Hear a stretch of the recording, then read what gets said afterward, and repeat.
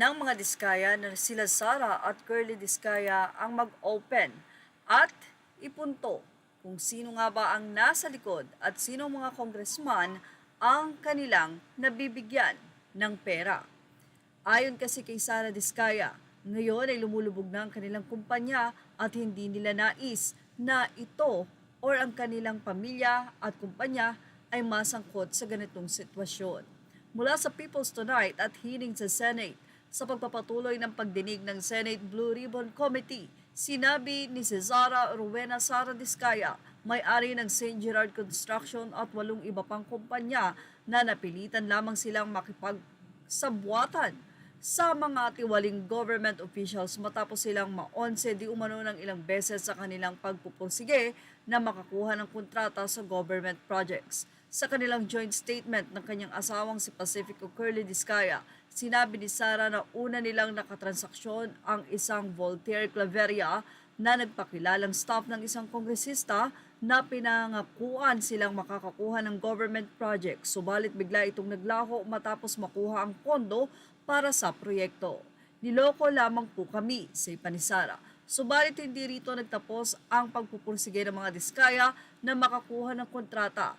Tinuloy nila ang kanilang negosyo sa pamamagitan ng pagtatayo ng Alpha and Omega Construction, kung saan simula silang nilapitan ng mga district engineers ng Department of Public Works and Highways at mga pagkakilalang staff ng mga kongreso.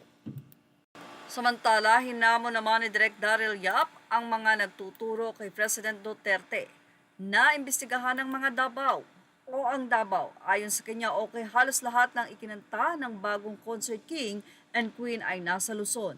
Imbestigahan na ang Davao. Samantala, ayon kay Sara Diskaya, hindi namin ginusto kailanman na mapasama sa ganitong sistema pero kailangan namin magpatuloy para sa pamilya at mga empleyado namin. Dahil naiipit na ang aming negosyo, lumulubog na kami sa lumalaking utang ng kumpanya at peligro sa aming pamilya na napilitan kaming makisama sa kalakaran kahit labag sa aming kalooban.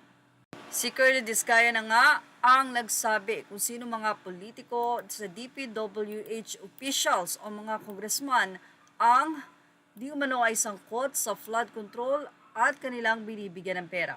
Ayon naman sa isang EB Jugalbot state witness na mga Diskaya, nilaglag na mga kongresista, si Tamba at Saldico. Well, kung may nais po kayong sabihin, ilagay ito sa ating comment section dahil ang inyong opinion ay mahalaga sa atin. Anong message nyo sa isiniwalat ng mag-asawang Sara at Curly Diskaya? Ilagay na ang inyong opinion sa ating comment section. Images are all credit to the rightful owners. Thank you for watching Showbiz Now.